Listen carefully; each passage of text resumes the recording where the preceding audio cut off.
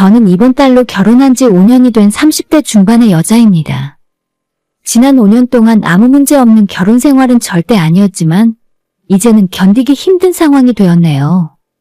아무리 세상이 달라지고 시대가 바뀌었다고 해도 며느리와 시어머니의 관계는 불편한 법이고 천사 같은 시어머니들도 불편한 시집살이 없는 경우는 거의 없다지만 정말 해도 너무하다 싶은 우리 시어머니 이야기를 한번 해볼까 합니다. 20대에 결혼한 저는 지금 생각하면 정말 세상 물정을 몰라도 너무 몰랐던 것 같아요. 예전에는 남편이 저를 보는 눈에서 꿀이 뚝뚝 떨어질 정도로 너무나 사랑하는 것이 느껴졌고 저도 그만큼 남편을 사랑했기 때문에 결혼하면 정말 서로 아끼고 이해해주면서 행복하게 잘 살 줄로만 알았습니다.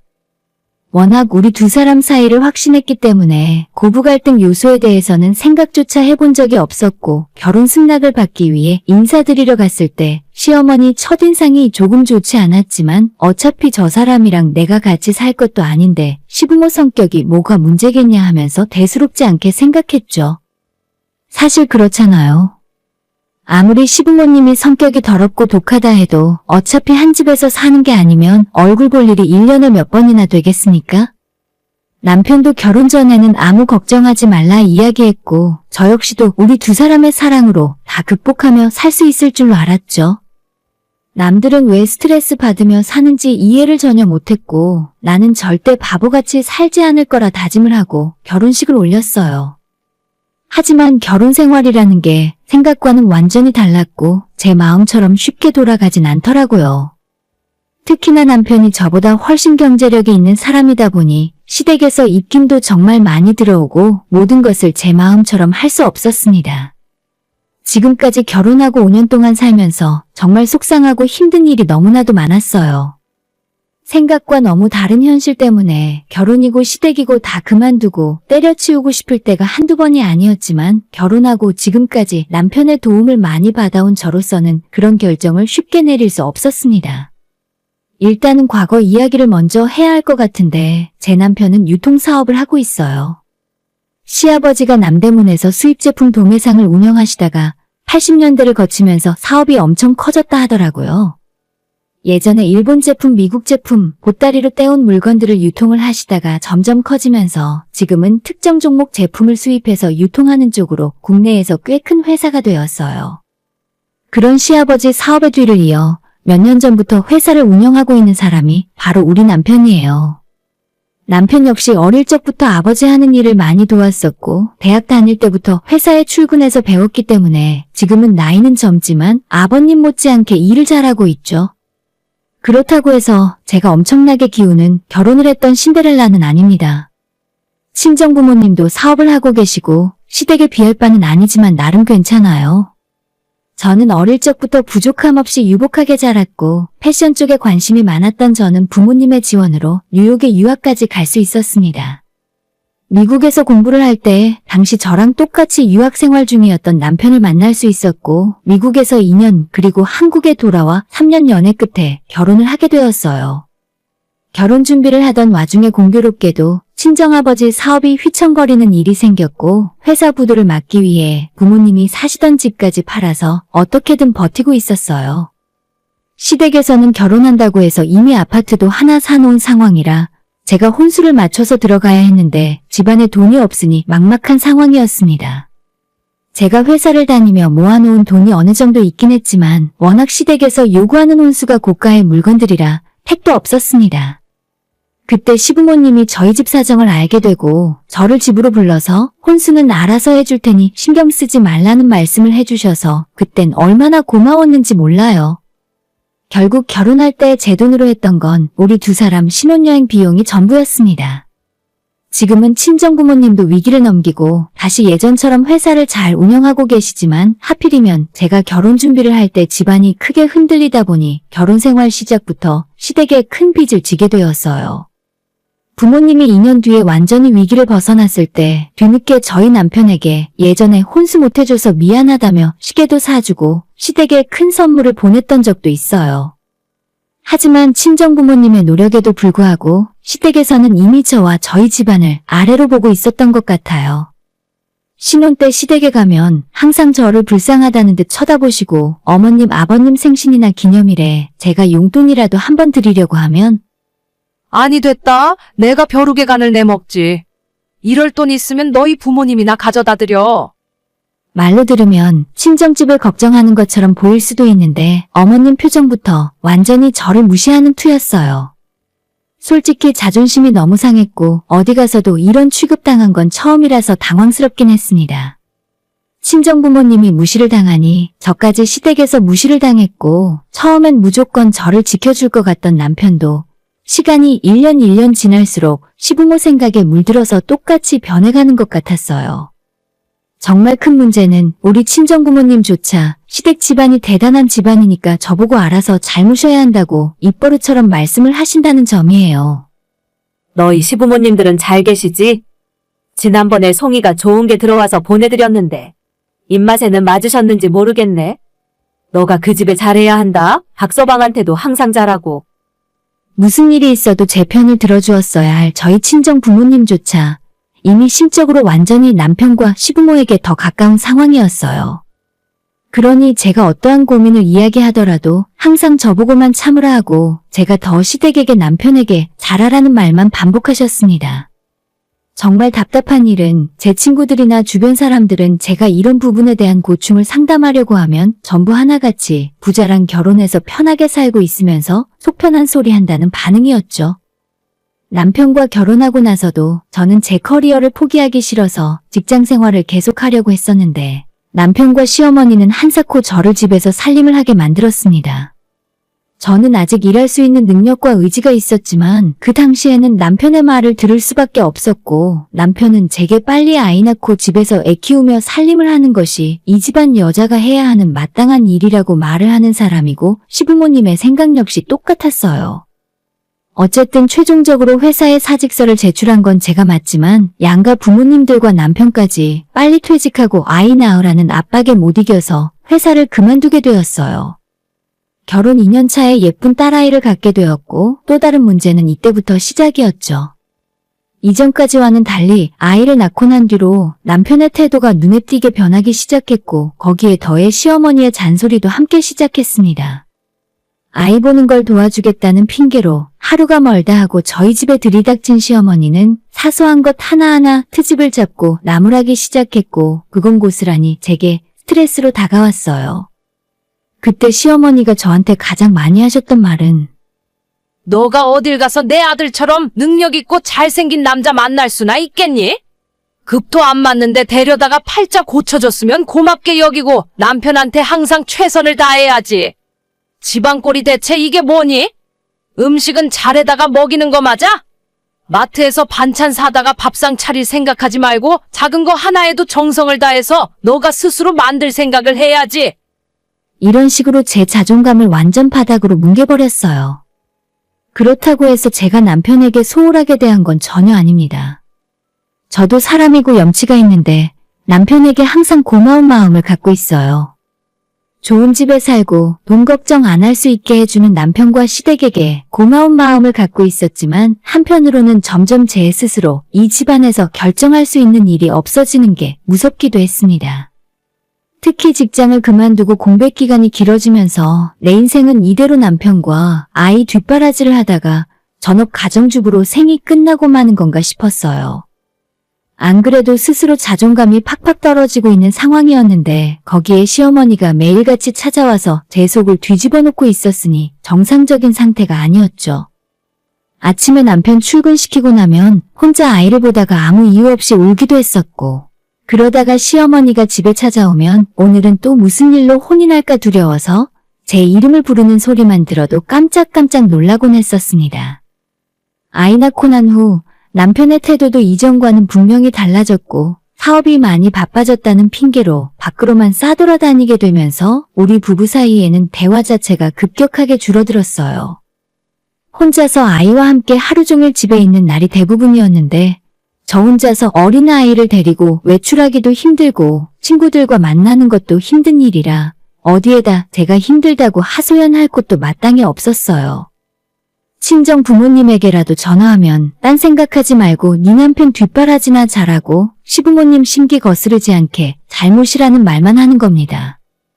제가 우울하고 힘든 부분에 대해서 하소연을 하면 애 낳고 나면 원래 그런 거야.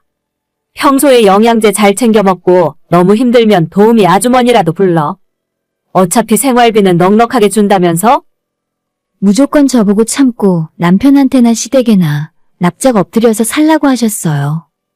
지푸라기라도 잡는 심정으로 남편에게 집이 너무 답답하고 힘들다고 이야기할 때마다 아무 말 없이 카드를 내밀면서 주말에 쇼핑 가서 가방이라도 하나 더 사라는 말만 할 뿐, 근본적으로 제가 왜 힘든지 이야기 한번 들어줄 생각이 없었습니다. 수백만 원짜리 명품 가방이 몇 개가 있던지 그게 무슨 상관이겠어요. 아무리 좋은 집에 살고 좋은 차를 타고 다녀도 하나도 행복하지 않았어요. 집은 제게 감옥이나 마찬가지로 느껴졌고 그러면 안 되는 일이지만 세상에 둘도 없이 사랑하는 아이마저 제 발목을 잡는 족쇄로 느껴졌습니다. 그렇게 정신적으로 괴로워하고 있던 어느 날 여느 때와 마찬가지로 시어머니께서 예고 없이 찾아와서는 또다시 잔소리를 하고 트집을 잡기 시작하셨습니다. 오늘 아침에는 뭐 해줬어? 밖에서 사온 반찬에 인스턴트 음식 같은 거 귀한 우리 아들한테 먹이고 있는 건 아니지? 다른 여자들은 상상도 못하는 생활을 하고 있는데 너는 정말 내 아들한테 잘해야 한다. 항상 고마운 마음으로 뭐 필요한 거 없나 살피고 하나라도 더 잘하려고 해야지. 이게 내가 결혼해서 남편과 가정을 이루고 사는 건지 남편에게 종속되어 수발을 들기 위해서 사는 건지 모르겠더라고요. 시어머니의 계속 이어지는 잔소리에 머리가 너무 아파오기 시작해서 제발 그만 좀 하시라고 소리를 질렀어요. 어머니, 제발 적당히 좀 하세요. 저 알아서 잘하고 있고 어머님이 잔소리 안 하셔도 할 건 다 해요. 결혼하고 처음으로 어머님한테 대들어본 건데 너무 스트레스를 많이 받다 보니 저도 모르게 입에서 말이 튀어나왔습니다. 말을 한 저도 놀랐고 어머님도 엄청 놀랐나 봐요. 한동안 말을 못하고 저를 쳐다보시다가 알겠다 하시고는 그대로 나가셨습니다. 그리고 그날 저녁 남편이 집에 돌아와서 저한테 엄청나게 화를 냈습니다. 너가 뭔데 우리 엄마한테 뭐라고 해? 한 번만 더 버릇없이 굴어봐. 내가 절대 그냥 안 넘어가. 언제나 제 편을 들어줄 거라 생각했던 남편마저 이유는 들어볼 생각도 하지 않고 무조건 저보고 잘못했다 하더라고요. 너무 서러워서 눈물이 터졌지만 어디 하나 하소연할 곳도 없었어요. 남편과의 사이는 그 사건 이후로 더욱 소원해졌고 어머님은 언제 그런 일이 있었냐는 것처럼 여전히 우리 집에 쳐들어와서 저를 괴롭히고 잔소리를 해대셨어요. 아무 생각 없이 버티고 사는 하루하루가 계속되었는데 작년 연말에 갑자기 건강하시던 시아버지가 돌아가셨습니다.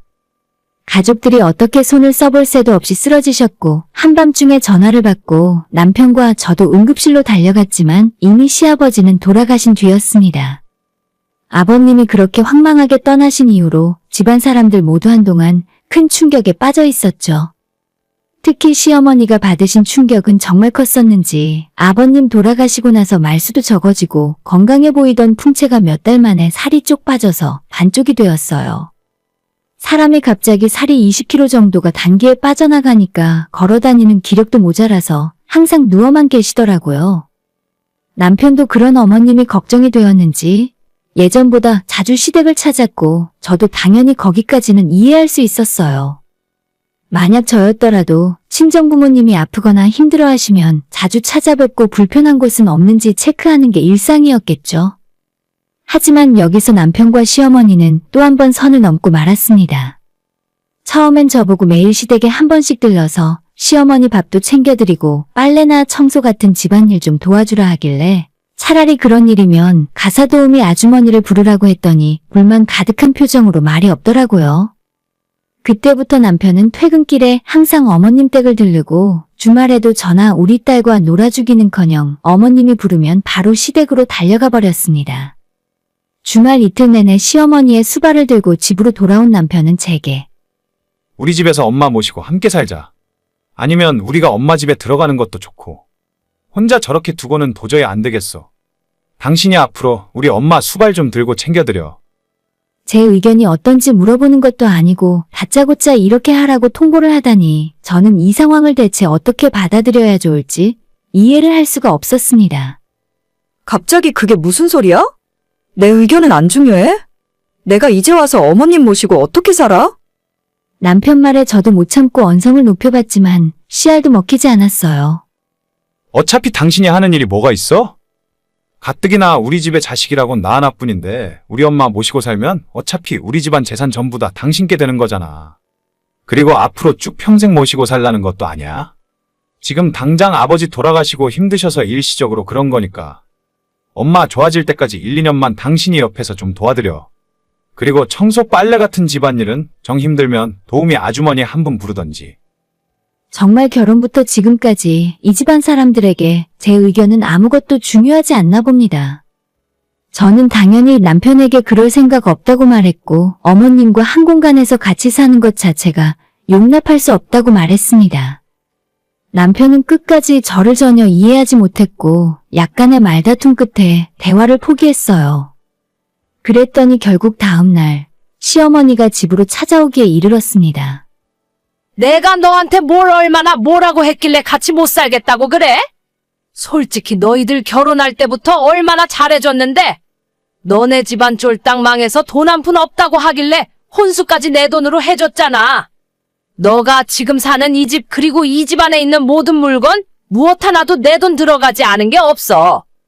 시어머니는 현관문을 열고 집으로 들어오자마자 저한테 심한 말을 쏟아내셨고 제 스스로도 이제는 더 이상 이렇게는 못 살겠다는 생각에 한계가 찾아오고 있었습니다. 뭐라 말대답을 하려고 했더니 어머님이 아예 제가 입도 뻥끗 못하게 하셨어요. 또 뭐라 말대답할 생각은 하지도 마라.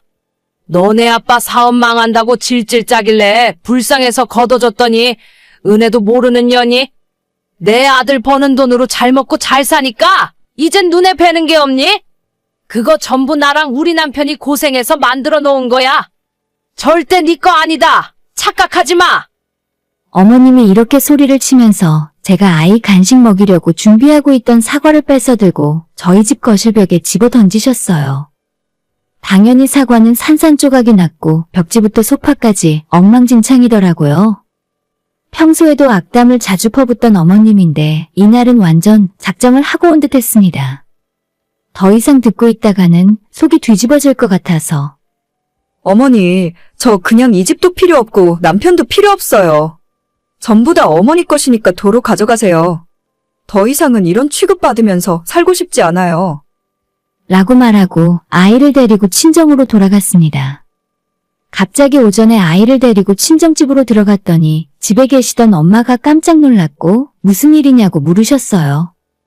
엄마에게 자초지종을 이야기했더니 묵묵히 제가 하는 말을 듣고만 있던 엄마는 아무런 대답이 없으셨습니다. 그냥 차려주시는 점심을 먹고 머리를 식히기 위해 원래 결혼 전에 쓰던 제 방에 누워 눈을 좀 붙이고 있었는데 저녁에 아빠가 퇴근하고 집으로 들어오셔서 저를 불렀습니다. 부모님과 그날 저녁 많은 이야기를 나누었지만 결론적으로 부모님은 저보고 다시 집으로 돌아가서 시어머니께 용서를 빌고 집에서 모시고 살라고 하셨어요. 예전에는 그보다 더한 일도 당했는데 요즘 세상에 시어머니와 같이 사는 게 뭐가 그렇게 힘든 일이냐면서 지금 당장 조금만 참고 지내면 그 집 재산 전부 제 앞으로 돌려놓고 아무 걱정 없이 살 수 있다면서 왜 이렇게 미련하게 구냐고 하셨어요. 너가 지금 정신 똑바로 차려야 해. 시모가 뭐라고 한다고 바로 애 데리고 집을 나와. 너가 아들이라도 낳았으면 몰라. 딸 낳은 주제에 뭘 잘났다고 배짱을 부려. 딱 10년만 참고 살아봐. 그 집안 재산 전부 너가 갖는 거야. 부모님은 무조건 돈 이야기만 하고 도무지 저를 이해해줄 생각이 없었습니다.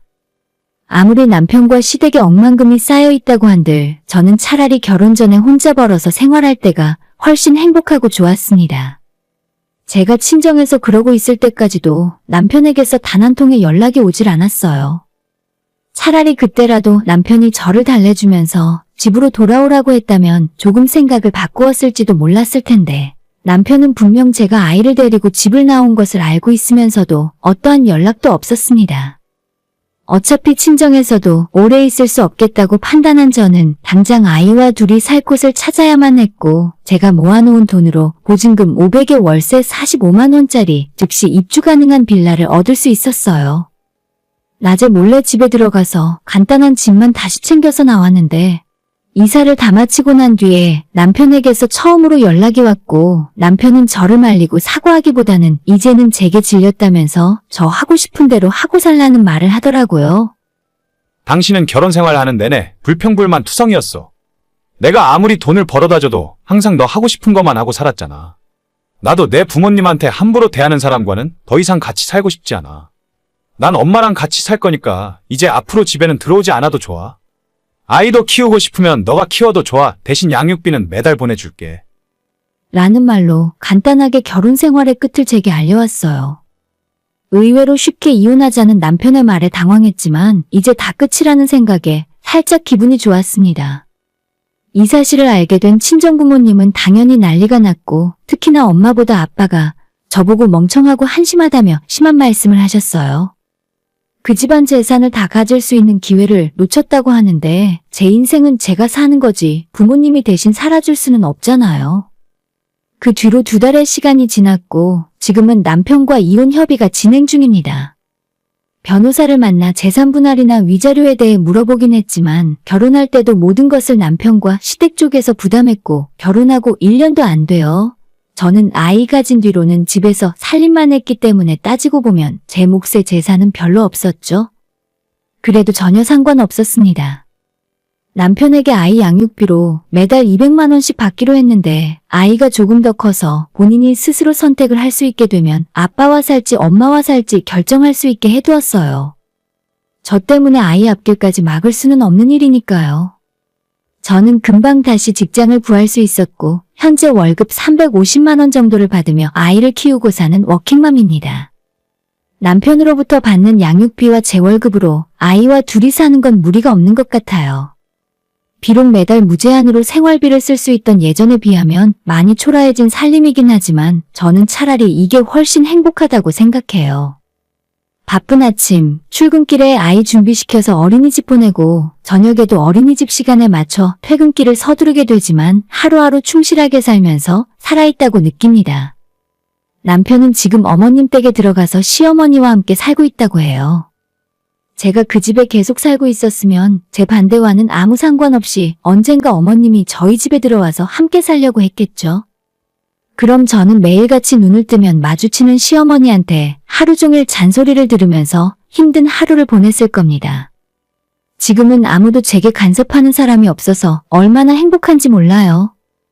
친정부모님도 저 같은 딸 필요 없다고 집에도 오지 말라고 하시는데 자식의 인생보다 재산을 더 중요하게 생각하는 부모님을 저는 평생 이해 못할 것 같아요. 오늘의 사연은 여기까지입니다. 구독과 좋아요, 알람 설정 부탁드려요. 다들 행복하시고 좋은 하루 되세요.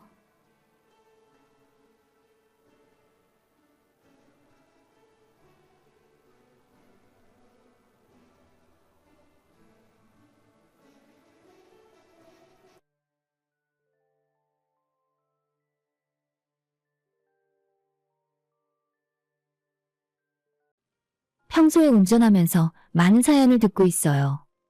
하지만 그 중에서 가장 많이 들었던 내용은 보통 명절의 시댁 갈등과 김장인 것 같더라고요. 명절은 그나마 아직 많이 하는 집들이 있는 것 같은데 요즘 세상의 김장은 하는 집보다 안 하는 집이 더 많지 않나요? 우리 친정집도 그렇고 제 주변 친구들을 봐도 정말 자기들 먹을 거 조금만 하거나 그냥 안 하고 마트나 인터넷으로 김치를 사다 먹는 경우가 대부분인 것 같습니다. 하지만 우리 시댁은 진짜 김치에 환장한 미친 사람들이에요. 어느 정도 미친 사람들이냐면 한 번 김장을 할 때 100포기 정도는 기본으로 합니다. 그것도 1년에 한 번 찬바람 불 때만 하는 김장이 아니라 어머님 댁 김치 냉장고가 텅텅 비어갈 때가 되면 김치 담그러 모이라 하세요. 그게 1년에 보통 3-4번, 계절마다 한 번씩은 김치 만들러 오라시는 것 같아요. 제가 이 집안에 시집 온 뒤로 적게 하면 80포기였고 보통은 100포기가 넘어가요. 진짜 많이 하는 달에는 150포기를 한 번에 한 적도 있네요. 식구들이 먹는 김치의 양도 적진 않지만 가족들만 먹으면 이 정도로 많이 필요하진 않겠죠. 신우가 남편이랑 둘이 식당을 운영하고 있는데 거기에서 쓰는 김치도 많고 식당 손님들한테 김치를 돈 받고 팔기까지 하더라고요. 그러니 아무리 김치를 담그고 또 담궈도 두세 달이면 그 많은 김치가 다 떨어져 버리는데 그럼 또 어머님이 김치 담그자면서 저를 오라고 부르시죠. 제가 결혼하고 이제 횟수로 4년차가 되었는데 지금까지 김치만 최소 10대 번 이상은 만든 것 같아요. 반면에 저희 부부는 맞벌이에다 아직 애도 없어서 김치를 그 집안 식구들만큼 많이 먹지는 않습니다. 남편이랑 둘이서 외식도 자주 하고 집에서 밥을 해먹는 날이 그리 많지 않아서 1년 내내 김치를 먹어봐야 저희는 20포기나 먹을까 말까 해요. 여기까지 들으신 많은 분들이 왜 많이 먹지도 않는 김치를 바보같이 시댁에 불려가서 같이 해주고 있냐고 저한테 한 소리 하실 텐데 저희 집안에는 그럴 만한 사정이 있었습니다. 다름이 아니라 결혼할 때 시댁에서 저희 신혼집 얻을 때 현금을 1억이나 보태주셨어요. 저는 그 당시에 남편과 제가 가진 돈으로 그냥 전세를 얻어서 시작하자고 했었는데 시댁에서 1억을 보태주시면서 25평 아파트를 구입하고 결혼 생활을 시작할 수 있었습니다. 저희가 경기도 외곽에서 살고 있는데 3억 정도면 25평 신축급 아파트를 사는 것이 가능하거든요. 결혼 생활을 제대로 시작하기 전부터 시댁에 큰 빚을 지고 시작했고 어머님은 당연하다는 듯 시댁에 김치 담그는 날이 되면 저를 부르셨고 저 역시 처음엔 좋은 마음으로 집안일이라 생각해서 기쁜 마음으로 도우러 갔고 저도 그게 맞다고 생각했습니다. 원래 세상에 공짜는 없는 게 맞잖아요. 받으면 받은 만큼 일을 해서 몸으로 때워서라도 갚아야 하는 게 인지상정 아니겠습니까? 시원하게 아파트 살 때 큰돈을 보태주시면서도 저와 남편이 공동명의로 하는 것에 대해서는 어떠한 간섭도 하지 않으셨어요. 그런데 처음엔 기쁘게 하던 김장도 적당히 해야 할만하지 1년에 몇 번씩이나 불러서 중노동을 시켜대니 이제 더 이상은 못하겠습니다. 아마 제가 지금까지 공짜로 일을 해준 것만 해도 어머님이 빌려주신 1억의 이자는 충분히 갚고도 남았을 겁니다. 몸이 힘들어서 그런 것도 있지만 사실 그것보다 더 화가 나는 건 시누이와의 형평성 때문이에요. 아까도 말씀드렸지만 힘들게 100포기씩 김치를 만들어 놓으면 저와 남편이 가져다 먹는 건 고작 10포기 정도 될까 말까 하고 나머지는 전부 신우가 가져갑니다. 본인 때문에 그렇게 자주 김장을 하는 상황이면 본인 가게에서 심해부랑 둘이 알아서 하던가 최소한 김치 담그는 날에 제일 먼저 와서 발벗고 일을 가장 많이 해야 하는 거 아닐까요? 보통 어머님이 토요일부터 일요일까지 이틀에 걸쳐서 김치를 담그시는데 그럴 때마다 신우는 주말에 장사가 너무 바쁘다며 거의 오지도 않아요. 아예 어머님 댁에 커다란 김치 냉장고 하나와 식당에서 쓰는 은색 큰 냉장고를 하나 가져다 놔서 저와 어머님이 허리가 부러져라 김치를 만들어서 냉장고 안에 채워놓으면 신우는 자기 필요할 때만 찾아와서 몇 통씩 가져가더라고요. 물론 김치를 만드는 재료비는 신우가 전적으로 다 부담하고 있어요. 그 외에 별개로 시어머니는 종종 신우에게 용돈까지 받고 있는 걸로 아는데 저한테는 전혀 일하는 것 대비해서 메리트가 없습니다. 시댁이 그렇게까지 여유가 많은 집안은 아닌데 신혼집 살 때 어머님이 1억이라는 큰돈 해주신 것도 정말 감사한 일이라고 생각하고 있죠. 하지만 그런 마음도 시간이 지날수록 점점 사라지고 내가 왜 이 고생을 해야 하나 속에서 치밀어 오르는 스트레스만 남았어요. 저와 남편이 시어머니를 도와서 주말 이틀 동안 허리 빠지게 김치를 만드는 동안 전화 한 통 없던 신우는 며칠 후에 조용히 찾아와서 쏙쏙 가져가기만 해요. 저한테는 수고했다, 고맙다는 말 한마디도 없고 어머님이나 남편도 당연하듯 저를 데려다가 일을 시키니까 점점 화가 나는 거죠. 신우가 운영하는 식당이 뭐 그렇게 대단한 맛집도 아니고 동네 평범한 백반집인데 본인이 만들기 귀찮고 힘들면 그냥 공장에서 만드는 김치 사서 쓰면 되잖아요. 왜 굳이 어머님은 매번 직접 만들어서 주려고 하시는지 모르겠고 하도 답답한 마음에 제가 어머님한테 파는 김치도 맛있으니까 신우 가게에서 쓸 김치는 앞으로 사서 쓰게 하는 것이 좋겠다고 말을 했던 적도 있어요. 하지만 어머님은 음식 맛은 정성인데 누가 어떻게 만든지도 모르는 공장 김치를 사서 쓸 수 있냐면서 힘닿는 데까지는 해주겠답니다. 문제는 어머님만 저러는 게 아니라 우리 남편도 똑같아요. 지금까지 남편에게 주말에 김치하러 가기 싫다고 수도 없이 이야기했습니다. 솔직히 저희가 집에서 노는 사람들도 아니고 월요일부터 금요일까지 회사 다니면서 열심히 일하고 주말에는 제 나름대로 밀린 집안일이나 하면서 쉬고 싶은 게 당연하지 않나요? 하지만 남편도 제 편이 아니라는 것이 가장 큰 문제입니다. 우리 엄마가 결혼할 때 얼마나 많이 도와줬는데. 덕분에 대출 갚을 필요 없이 살 수 있는 거잖아. 이 정도는 아무것도 아니니까 조금만 참고 하자. 어차피 맨날 하는 것도 아니고 1년에 몇 번 안 되잖아. 그 몇 번 안 되는 게 두세 달에 한 번씩 주말을 통째로 반납하고 중노동을 해야 하는 일이잖아요. 작년까지는 그냥 힘들어도 멋모르고 했었는데 올해부터는 정말 안 하고 싶더라고요. 결혼한 지 몇 년 되지도 않았는데 앞으로 언제까지 이 일을 계속해야 하는 건지 매일 김치만 보면 스트레스를 받아서 밥 먹다가 소화가 안 되는 기분이에요. 남들은 1년에 딱 한 번 있는 김장만으로도 시댁과 싸우고 남편과 싸운다는데 제게는 잊어버릴만 하면 한 번씩 김치 담그자며 부르는 시어머니가 있어요. 그렇게 제 스트레스가 점점 커져만 가고 있었는데 사건은 저번 달에 일어났습니다. 시어머니가 주말에 김치 80포기만 하자고 또 저를 부르셨는데 문제는 그날이 제 가장 친한 친구 결혼식이 있는 주말이었어요. 저는 직장 때문에 경기도에서 살고 있지만 고향은 남쪽 지방이거든요. 고향 친구라서 적어도 전날 저녁에는 미리 내려가 있어야 할 것 같았고 저한테 결혼식 하는 동안 옆에서 도와주길 바라는 친구의 부탁이 있어서 안 그래도 미리 내려가야 하는 상황이었죠. 웬만한 일 같으면 우리 시댁에 볼 일이 있어서 못 간다 하고 축의금만 보냈을 텐데 제 가장 친한 친구고 제 결혼식 때도 와서 가방 순위를 선뜻해준 착한 친구라 절대 외면할 수가 없었죠. 어머님 어쩌죠? 저 그날 친구 결혼식이 있어서 주말 내내 고향에 내려가 있어야 할 것 같은데 차라리 다음 주에 하시면 안 될까요? 그러자 어머님은 신혼의 가게에 김치가 다 떨어져서 다음 주에 쓸 게 없다며 무조건 이번 주말에 해야 한다고 고집을 부리셨어요. 오히려 저보고 일하기 싫으니까 친구 결혼식 핑계대는 거냐면서 그렇게 하기 싫으면 그냥 오지 말라 하고 전화를 툭 끊어버리시는 게 아니겠어요? 제가 지금까지 어머님에게 한 번 가기 싫다고 말한 적이 있는 것도 아니고 친구 결혼식 선약 때문에 그날은 안 되니까 날짜를 좀 미루자고 한 것뿐인데 이렇게까지 화를 낼 일인지 모르겠더라고요.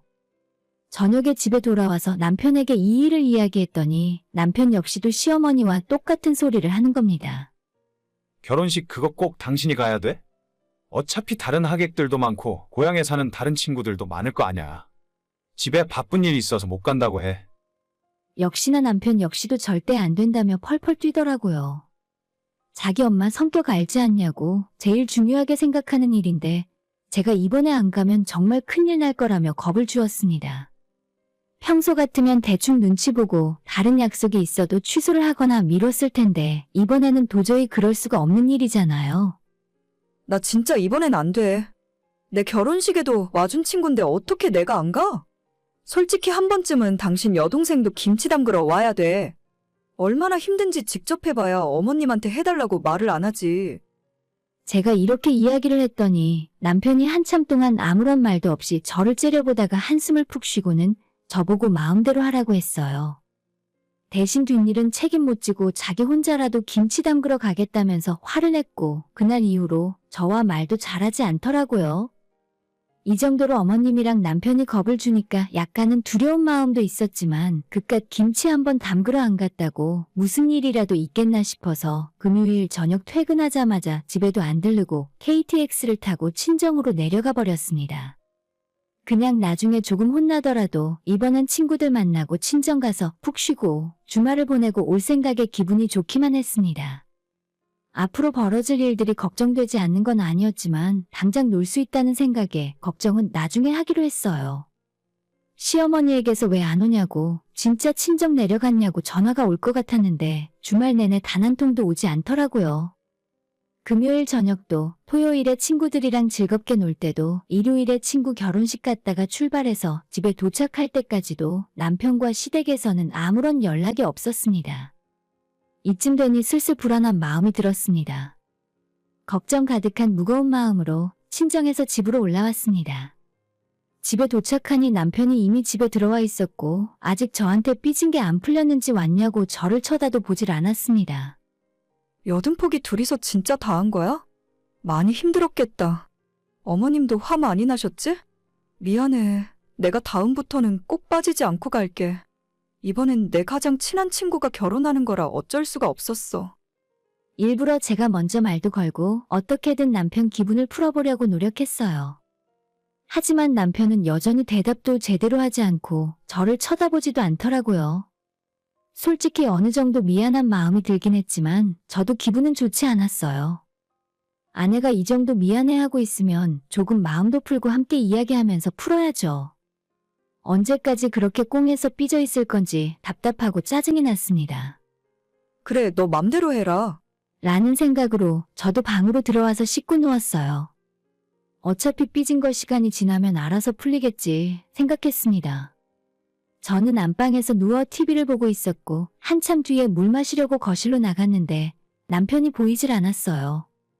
목소리는 들리는데 어딜 갔나 확인했더니 거실 베란다 밖에서 전화통화를 하고 있었습니다. 저희 아파트가 확장을 안 해서 안방이랑 거실에 베란다가 작게 있거든요. 평소에 제가 화분도 키우고 빨래도 말리고 남편이 가끔 거기에서 담배를 한 대씩 피우다가 제가 하지 말라고 해서 남편은 베란다 출입을 거의 안 하는데 저 인간이 왜 나가 있나 싶었죠? 밖에서 전화통화를 하고 있는데 샤시문이 살짝 덜 닫혔는지 목소리가 집안까지 다 흘러들어왔습니다. 그러니까 엄마, 내 말도 똑같다니까? 사람이 염치도 없지. 어떻게 받아먹을 거 다 먹고 이제 와서 뻔뻔하게 굴어? 나 진짜 정 떨어졌어.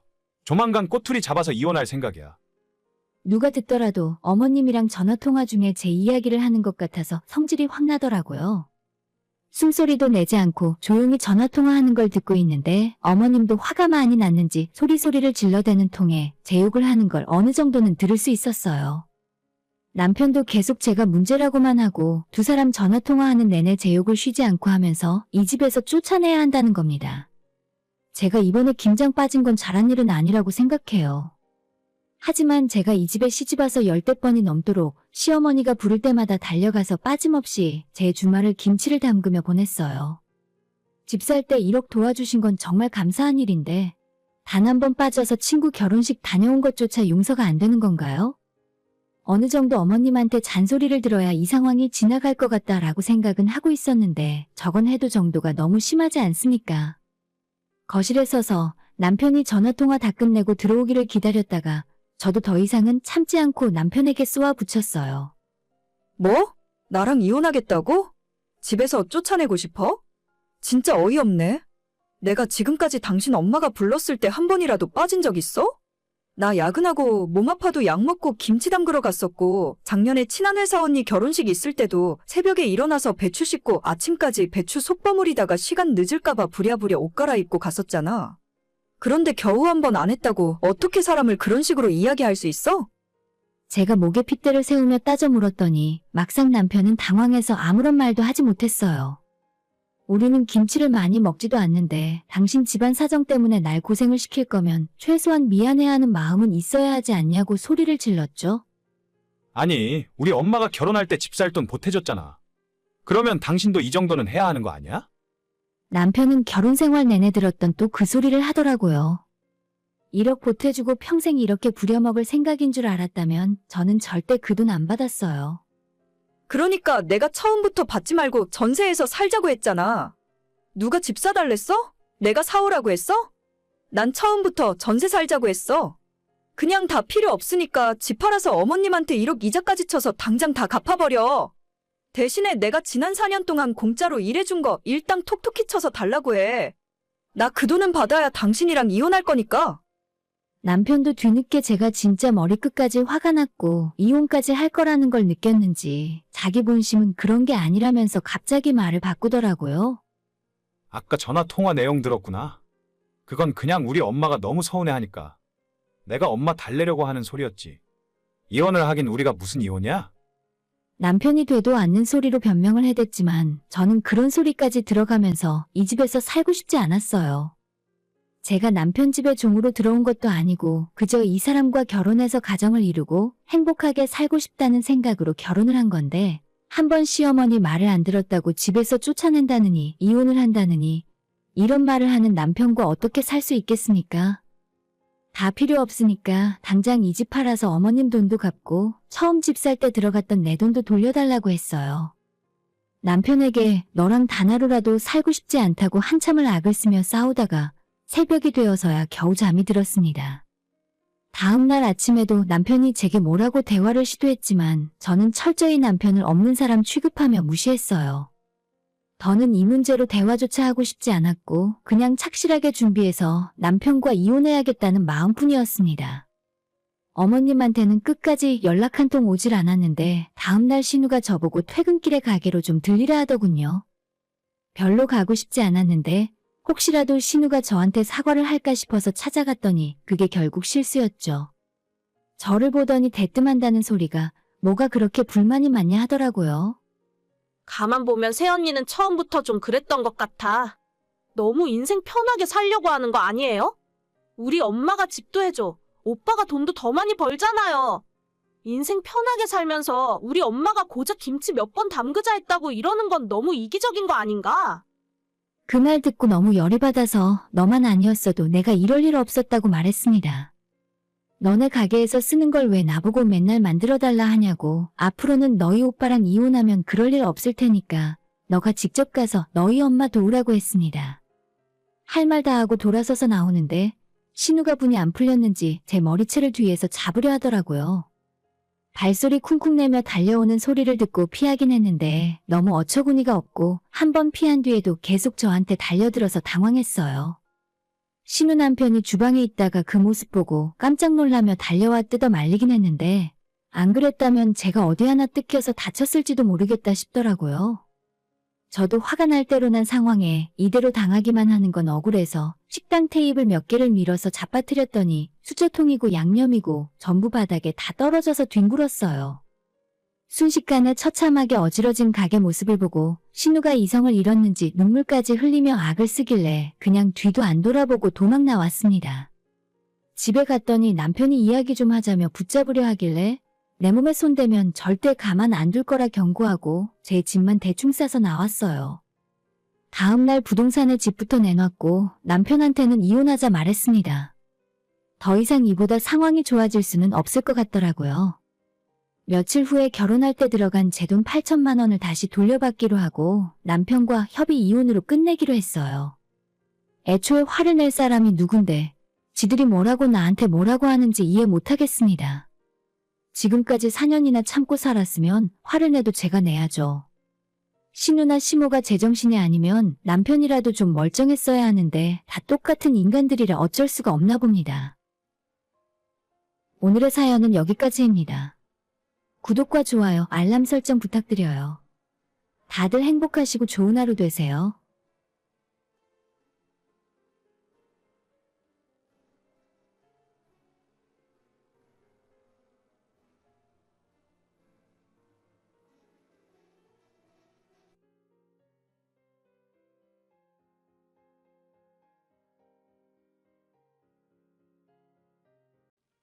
항상 여가 시간에 커피 한 잔을 하며 다른 분들의 사연을 즐겨 듣다가 오늘은 모처럼 주말인데 시간이 남아 제 이야기를 한번 해드릴까 해요.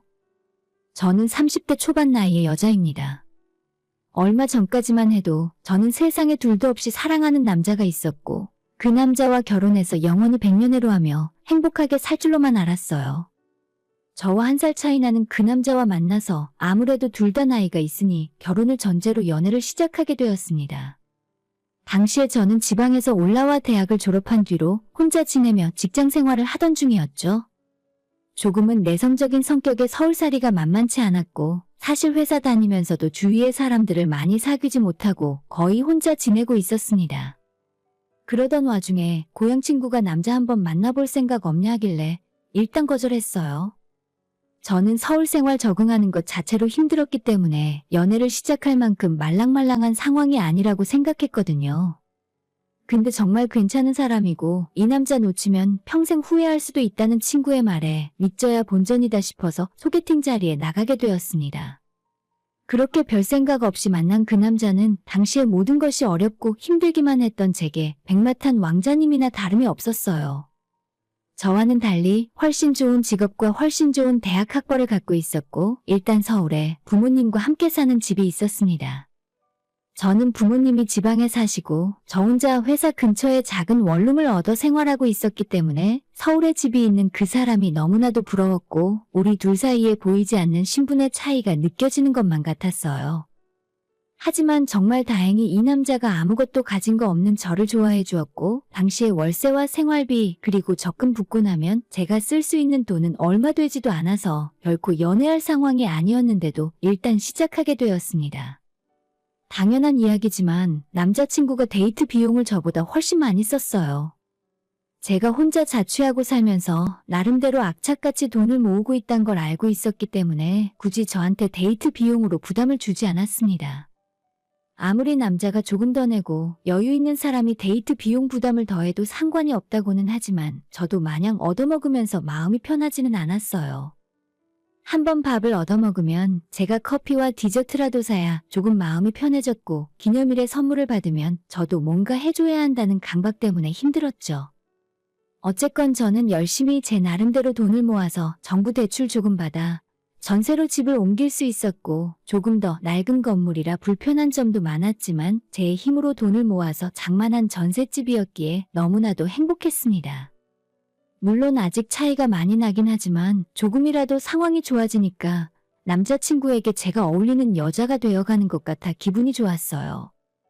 이제 겨우 월세 탈출해서 전세 살기 시작했을 뿐인데 한숨 돌렸고 앞으로 본격적으로 돈을 모아야겠다는 생각을 하고 있을 무렵 남자친구가 갑자기 제게 결혼을 하자고 프로포즈를 하더군요. 우리 벌써 사귄 지 2년도 넘었는데 이제 결혼할 때가 된 것 같아. 너가 혼자 사느라 고생하는 모습 지켜보는 것도 힘들고 그냥 나만 믿고 우리 결혼 준비 시작하자. 남자친구가 저와 결혼하고 싶다는 말을 들었을 때 정말 너무 기쁘고 가슴이 터져버릴 것처럼 행복했지만 한편으론 마음 한구석이 너무 무겁더라고요.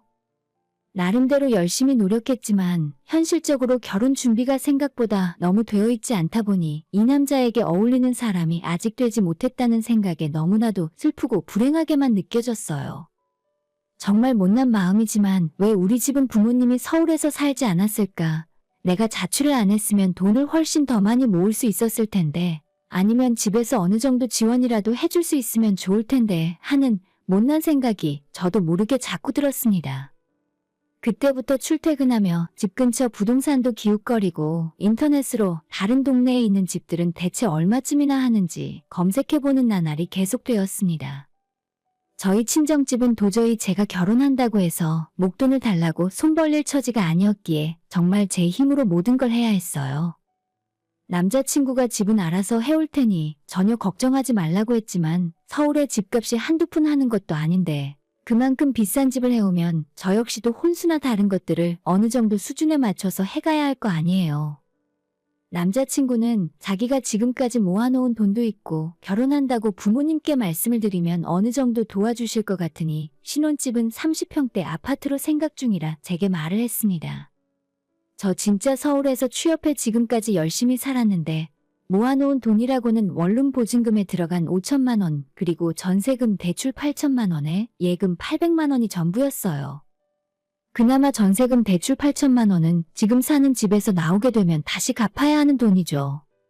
사실상 5천만 원 조금 넘는 돈을 가지고 결혼 준비를 해야 하는데 상대방에서 수억이 훌쩍 넘는 아파트를 해온다고 너무나 쉽게 말을 하니까 제가 너무 초라해지는 기분이 들 수밖에 없었습니다.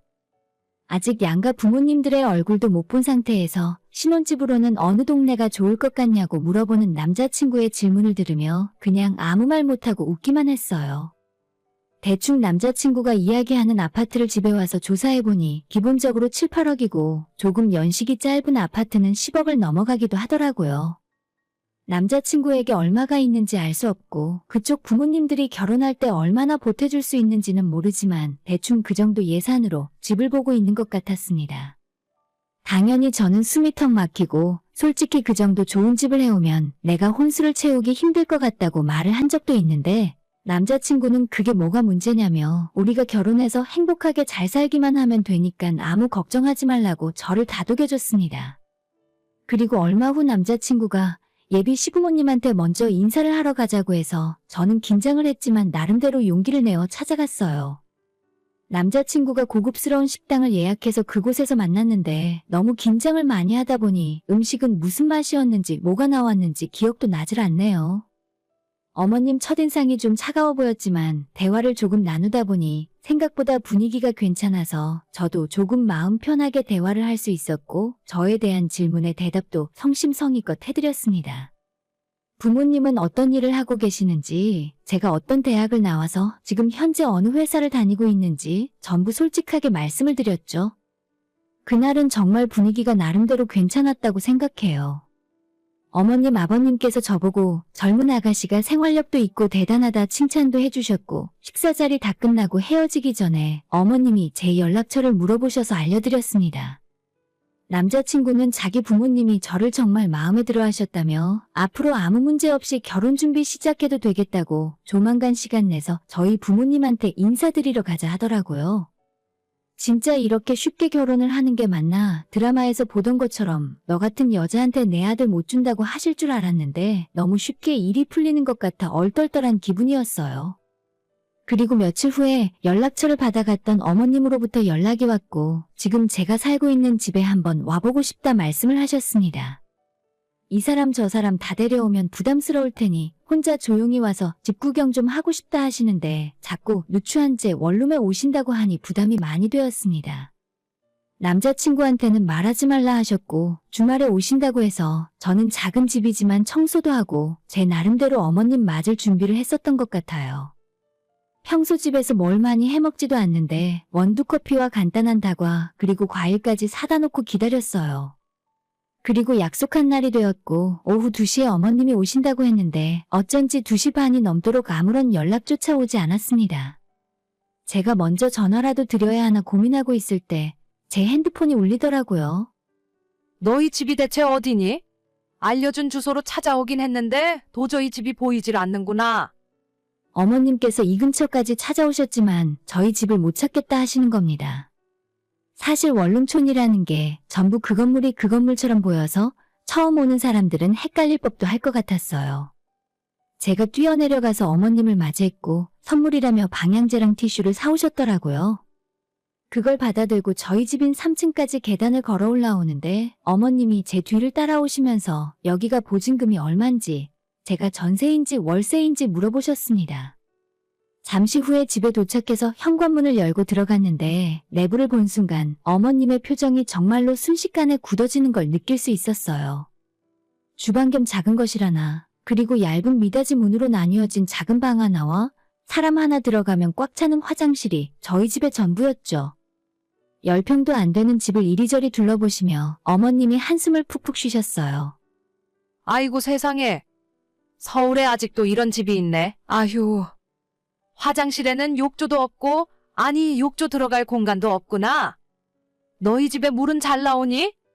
마치 집 보러 부동산에서 나온 사람 마냥 볼 것도 없는 저희 집 이곳저곳을 열어보고 살펴보고 다니셨어요. 저는 뻘쭘하게 현관 앞 거실에 서서 이 모든 상황을 그저 지켜보고만 있었습니다. 사실 저도 어느 정도 이해할 수 있어요. 저도 처음에 서울에 올라와서 자취를 시작했을 때까지만 해도 대체 이런 집에서 어떻게 살지 하는 생각이 가장 먼저 들었으니까요. 하지만 대출의 도움을 좀 받긴 했어도 그동안 제가 열심히 아끼고 돈을 모아서 전셋집을 장만한 것 아닙니까? 당장 결혼을 하기엔 제가 조금 부족한 부분이 많이 있었지만 그래도 이런 상황을 다 감안해 주셔서 열심히 사는 지금의 모습과 결혼하고 앞으로는 지금보다 더 나아질 거라고 생각해 주실 줄 알았어요. 한참을 굳은 표정으로 저희 집을 뒤져보던 어머님이 결국 저한테 하시는 말씀이 아직도 비수처럼 꽂혀 있습니다. 솔직히 내가 그때 이야기하는 거 듣고 나서 대충 짐작은 하고 있었는데 직접 내 눈으로 보니 생각보다 더 심각하네. 진짜 너 생각에는 너가 우리 아들이랑 어울린다고 생각하니? 저는 아무 대답도 못하고 그냥 어머님 하시는 말씀을 듣고만 있었어요. 얼마 전부터 남자친구가 어머님 아버님에게 결혼하고 싶은 여자가 생겼다면서 신혼집 사는데 돈을 보태달란 소리를 했다더라고요. 그래서 5억 정도는 부모님이 보태주기로 하셨다는데 정작 저는 우리 부모님이 얼마나 해주실 수 있냐고 물으시길래 딱히 할 말이 없었습니다. 저보고 가진 전 재산이 대체 얼마냐고 물으셔서 이 집 보증금 포함해서 6천만 원 정도가 전부라고 이야기를 했더니 심각한 얼굴로 한숨을 푹 쉬셨어요. 너 그 돈으로 혼수도 못 채워오겠다. 우리 쪽에서 이 정도 성의를 보였으면 너도 최소 2, 3억은 들고 와야 하는 거 아니니? 그래야 아파트도 공동명의를 하던 말던 할 거 아니야. 우리 아들이 대체 뭘 보고 너랑 결혼하겠다고 하는지 몰라도 이 정도로 차이가 나면 결혼해서도 나중에 잘 못 살아. 사실 저도 염치라는 것이 있기 때문에 어느 정도는 알고 있었어요. 아파트 공동명의는 정말 한번 생각해 본 적도 없고 앞으로도 해달라고 할 엄두조차 내고 있지 않았습니다. 저도 사람인데 제 능력으로 그러면 안 된다는 것쯤은 알고 있어요. 주위 제 친구들에게 물어보면 결혼할 때 여자가 그렇게까지 돈을 가져갈 필요는 없다고들 말을 하지만 남자 쪽에서 집을 해온다고 하는데 똑같이 맞춰가진 못해도 기본은 해가야 할 거 아닙니까? 차라리 남자친구도 저처럼 가진 것이 별로 없어서 작은 빌라에서 신혼생활을 시작하자고 말을 했더라면 제가 이 정도로 부담을 심하게 느끼진 않았을 거예요. 아니, 그래도 최소한 내가 너희들한테 집을 사주기로 했으면 집값을 보태지는 못할 망정 최소한 너희 쪽에서 인테리어라도 새로 해주고 혼수 정도는 채워서 해올 수 있어야지. 너희 부모님도 도와줄 형편이 전혀 안 되신다며? 그럼 너라도 일찌감치 정신 똑바로 차리고 돈을 모았어야지. 어쩌다 보니 제가 혼나고 있는 분위기가 되어버렸습니다. 이때부터는 결혼이고 뭐고 그냥 다 포기하고 싶더라고요. 그리 많지 않은 월급을 쪼개 살면서 어떻게든 돈을 모아서 얼마 전 전세로 옮기고 나도 조금이나마 발전하고 있구나 생각을 했었는데 역시나 어른들이 보시기에는 애들 소꿉장난하는 수준으로 보이셨겠죠. 너도 나이 먹을 만큼 먹었는데 이건 아니다 싶지 않니? 그냥 두 사람 헤어지고 서로 조건 맞는 상대 찾자. 어느 정도 예상은 했지만 갑자기 헤어지라고 하니까 덜컥 겁부터 나더라고요. 하루 전날까지만 해도 나 진짜 결혼하게 되는 건가 면사포 입은 내 모습을 상상하고 있었는데 제가 가진 돈이 없다는 이유로 헤어지라고 하시니 진짜 어떻게든 이 상황을 돌리고만 싶었습니다. 지금 와서 생각하면 왜 그랬는지 모르겠지만 제가 뭘 잘못했는지도 모르면서 어머님한테 잘못했다고 내가 앞으로 잘하겠다고 말씀을 드렸어요. 그러자 어머님은 지금까지도 돈 펑펑 쓰고 할 거다 하면서 살았는데 어떻게 앞으로 사람이 달라지겠냐며 자긴 못 믿겠다고 제게서 진정성이 전혀 느껴지지 않는다 하더라고요. 너는 이게 지금 말로 때우고 넘어갈 수 있는 상황이라고 생각해? 무릎 꿇고 싹싹 빌어도 모자랄 판에? 됐다 됐어. 너도 너희 집에서 귀한 딸일 텐데 내가 못하는 소리가 없구나. 아무튼 결혼은 없던 일로 만들 테니까 너도 일찌감치 마음 접고 다른 인연 찾아봐라.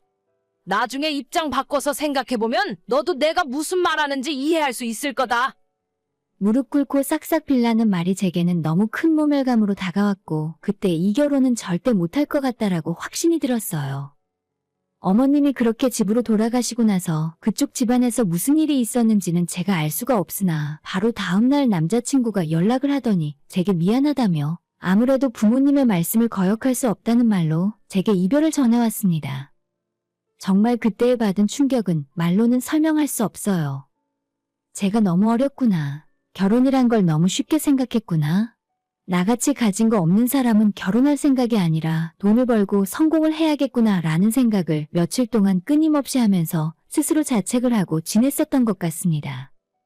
그날 이후로 저는 새로운 인연을 만난다는 게 무서워졌고 제가 스스로 성공하기 전까진 그 어떤 다른 사람도 만나지 않겠다고 다짐했어요. 먹는 거 입는 것 다 아껴가며 필사적으로 돈을 모았습니다. 처음에는 남들처럼 코인이나 주식에 투자해서 한 번에 크게 불려야겠다는 생각이 들었어요. 살던 집 보증금까지 빼서 코인 투자를 할까 고민도 했었는데 아무래도 제가 그쪽에는 아는 지식도 없고 그 돈까지 날려버리면 정말 힘들어질 것 같아서 포기했습니다. 대신 퇴근하고 집에서 할 수 있는 일을 찾던 중에 그 당시 제가 가장 좋아하고 가장 많은 시간을 쓰고 있는 유튜브에 대해서 진지한 고민을 시작하게 되었죠. 밥을 먹으면서도 유튜브를 보고 출퇴근을 하면서도 유튜브로 사연을 듣는다거나 일상생활에서 가장 많은 시간을 유튜브와 함께하고 있는데 나라고 왜 이걸로 돈을 벌지 말란 법이 있겠냐는 생각이 들었습니다. 처음 목표는 한 달에 100만 원을 유튜브로 벌어보자는 생각이었죠. 퇴근하고 집에 와서 짧은 시간에 촬영을 마치고 편집해서 올릴 수 있는 것이 뭐가 있을까 고민을 하다가 먹방을 해보자는 생각이 들었습니다. 굳이 제 얼굴이 나올 필요도 없고 입만 나와도 되니까 유행하고 있는 여러 가지 음식을 준비해서 제가 먹는 모습을 촬영해서 업로드를 시작했죠. 처음 한 달 정도는 조회수가 100도 나오지 않고 가끔 댓글이 달리더라도 좋지 않은 악플이 달리곤 했었는데 이상하게 우리나라가 아닌 해외에서 외국인들이 많이 봐주기 시작하면서 엄청 빠르게 구독자가 늘었습니다. 제가 하는 말이 이해가 안 가고 조금 웃기게 들리실지는 모르겠지만 정말 저도 제 유튜브가 왜 이렇게 잘 되는지 알 수 없었어요. 처음 영상을 올리고 단 6개월 만에 구독자가 30만 명이 넘어갔고 1년이 되기도 전에 100만 명이 넘었습니다. 한 가지 웃긴 건 구독자의 대부분이 외국인들이라 한국에서는 그 누구도 제 채널에 대해 알지 못한다는 점이었어요. 이제는 저도 아예 자막을 영어로 달고 외국인들을 대상으로 하는 영상을 만들어 올립니다.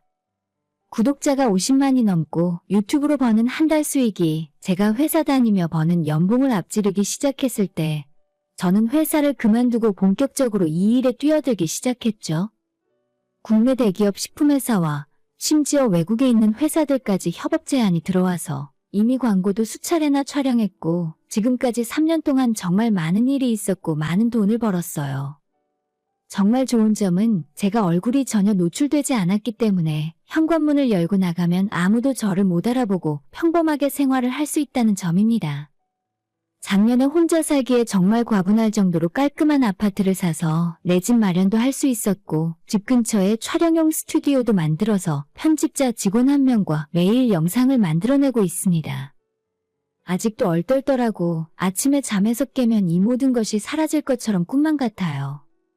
그저 한 달에 100만 원만 더 벌면 소원이 없겠다는 생각으로 시작한 일이었지만 어느새 내 집 마련도 하고 평생 일을 해도 벌지 못하는 큰 돈을 벌게 되니까 세상을 보는 눈이 달라졌어요. 혹시나 하는 마음에 말씀드리면 제가 버는 돈은 전부 세무사를 통해서 정상적으로 소득신고가 들어가고 건강보험료나 국민연금도 엄청나게 많이 내고 있어요. 평소에는 원체 제가 조용한 성격이라 주변 사람들에게 제가 나름대로 성공했다는 말을 전혀 하지 않았는데 제 집을 갖게 되니 누군가에게라도 자랑을 하고 싶더라고요. 그래서 저희 집 인테리어 공사가 다 끝났을 때 인스타그램에 집 사진 몇 장을 찍어서 올렸는데 그걸 보고 예전에 헤어졌던 남자친구에게서 연락이 왔습니다. 정말 뜬금없게도 잘 지내냐고 안부를 묻고는 한참 동안 옛날 이야기를 하다가 문득 제게 지금 만나는 사람이 있냐고 묻더군요. 너와 헤어진 뒤로 아무도 만나지 않고 일만 하면서 살았다고 이야기했더니 제가 그럴 줄 알고 있었답니다. 사실 그때 우리 부모님이 반대해서 너랑 결혼은 못하겠다 싶었는데 지금은 부모님 생각도 많이 바뀌셨어. 우리 다시 한번 시작해보자. 헤어진 지 벌써 몇 년이 지났는데 솔직히 제가 처음에는 많이 힘들어한 것도 사실입니다. 하지만 저도 나이가 이제 30이 훌쩍 넘었고 예전 아무것도 모르던 시절의 제가 아니잖아요. 사는 집이 바뀌었으니 사람도 좀 바뀌었고 인생이 그렇게나 쓰고 힘들게 만들었던 원인인 남자친구가 이제 와서 갑자기 제게 연락을 하는 이유가 뭐 때문인지 사실 처음부터 짐작은 하고 있었습니다. 마음 같아서는 그냥 연락하지 말라고 하고 번호를 차단해버리고 싶었지만 솔직히 사람 마음이란 게 지금은 어떻게 지내는지 한번 얼굴이라도 보고 싶더라고요. 주말에 자기 부모님과 함께 저를 보러 근처에 오겠다 하길래 그러라고 했어요.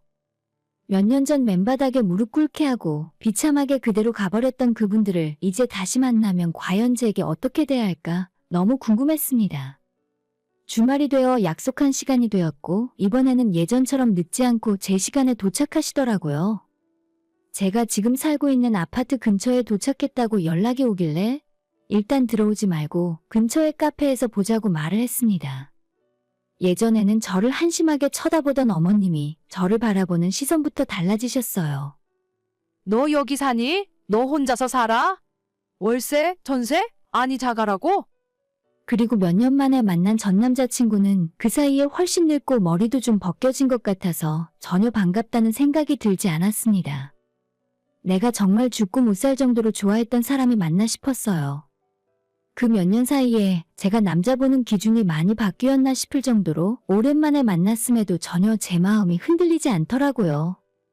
오랜만이라며 못 본 사이에 얼굴도 예뻐지고 환해졌다는 이야기를 그쪽 부모님이 하시면서 짐작에 제가 이렇게 잘 될 줄 알고 있었다고 하셨습니다. 저도 적당히 그분들이 하는 이야기를 받아들이며 거짓 웃음으로 맞이했습니다.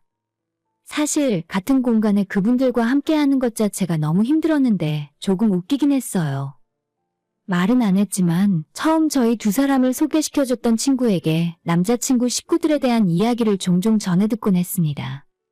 저와 헤어지고 얼마 되지 않아 결혼정보업체를 통해 전문직 여성부터 집안 좋은 여자들까지 많은 여자들과 중매를 받지만 전부 성사되지 않았다고 해요. 서로 조건을 맞추다가 파토나는 일도 많았고 괜찮다 싶으면 상대방 여자 쪽에서 거절하는 일이 대부분이었답니다. 생각보다 빠르게 결혼할 상대를 구하지 못하자 그쪽 집에서 가진 돈으로 대출을 왕창 받아서 분당에 17억 주고 아파트를 사놨었는데 1년 만에 5억이 떨어지면서 손해만 왕창 보고 집을 다시 팔았다고 들었어요. 이래저래 아쉬워지니까 다시 저한테 연락을 한 것 같더라고요. 유정이한테 들었어. 너 나랑 헤어지고 하는 사업이 엄청 잘 된다면서? 무슨 일 하는지 몇 번이나 물어봤는데 절대 대답 안 해주더라? 당연히 제 친구도 제가 무슨 일을 하고 있는지 정확하게 알지는 못합니다. 회사 그만두었을 때 갑자기 왜 그러냐고 묻길래 하는 사업에 전념하려고 한다는 식으로 말한 것이 전부였거든요. 아무튼 제가 요즘 이사도 하고 돈을 좀 번 것 같으니까 이제 와서 저한테 다시 붙으려는 속셈이 너무나 눈에 보였어요. 전 남자친구의 엄마가 저한테 집이 너무 좋다고 아파트에 입주민들 밥 주는 곳이 있는 거 맞냐고 물어보더니 자기도 언젠간 한번 초대받아서 여기 밥을 먹어보고 싶다 하는 겁니다. 네? 저희 아파트에서 밥이요? 그걸 제가 왜요? 순간 본심을 숨기지 못하고 속내를 드러냈더니 분위기가 싸해지더라고요. 남자친구가 저한테 그냥 예의상 한 말인데 뭘 그렇게 까칠하게 반응하냐면서 부모님이 여기까지 왔는데 집 구경이라도 좀 시켜달라고 했어요. 내가 오라고 했어. 오빠가 마음대로 부모님이랑 오겠다고 한 거잖아. 솔직히 이제 와서 무슨 염치로 내 앞에 나타난 건지 모르겠네. 그동안 나도 이야기 다 들었어. 이 여자 저 여자한테 까이니까 결국 나랑 다시 잘해보려고? 전곡을 찔렸는지 그쪽 부모님은 정말 얼굴이 터지기 직전으로 새빨개졌습니다. 저는 마지막으로 남자친구에게 이젠 이런 일로 다신 연락하지 않았으면 좋겠어. 혹시나 하는 마음에 얼굴이나 보려고 했던 건데 내 생각보다 더 별로네. 처음엔 너희 엄마한테 많이 상처받고 원망스럽기도 했는데 시간이 지날수록 너가 진짜 나쁜 놈이구나 싶더라. 앞으로 만날 일 없을 거야. 그리고 저는 집으로 혼자 돌아왔어요. 제가 그렇게까지 엄청난 부자가 된 것도 아니고 열심히 번 돈으로 이사를 해서 집이 새로 바뀐 것뿐인데 3년 만에 제 앞에 나타나서 아무 일도 없었다는 듯이 잘해보려고 하는 게 더 어처구니가 없었습니다. 사실 정말 그때 제가 능력이 부족했던 것도 맞고 그쪽 부모님 입장에서는 제가 못 믿어올 수 있었다고 생각해요. 그런데 그때 비겁하게 자기 부모한테 아무런 말 안 하고 있다가 일방적으로 이별을 통보해놓고 이제 와서 다시 연락하는 전 남자친구에게 정말 모든 정이 다 떨어졌습니다. 사실 저도 이 집에 들어오면서 은행 대출을 많이 받고 들어왔어요. 지금 당장은 저한테 멀쩡한 집이 생겼다고 어떻게 해볼 생각으로 기웃대는 것이겠지만 제가 조금만 힘들어지면 금방 예전처럼 다시 저를 버리고 도망갈 거라고 생각해요. 평생 함께할 배우자라면 앞으로도 신중하게 생각해서 서로가 힘들고 어려울 때 함께 노력하고 극복해 나갈 수 있는 사람을 만날 수 있었으면 좋겠습니다. 그게 아니라면 혼자 이렇게 사는 것도 나쁘진 않다는 생각이 드네요. 오늘의 사연은 여기까지입니다. 구독과 좋아요, 알람 설정 부탁드려요. 다들 행복하시고 좋은 하루 되세요.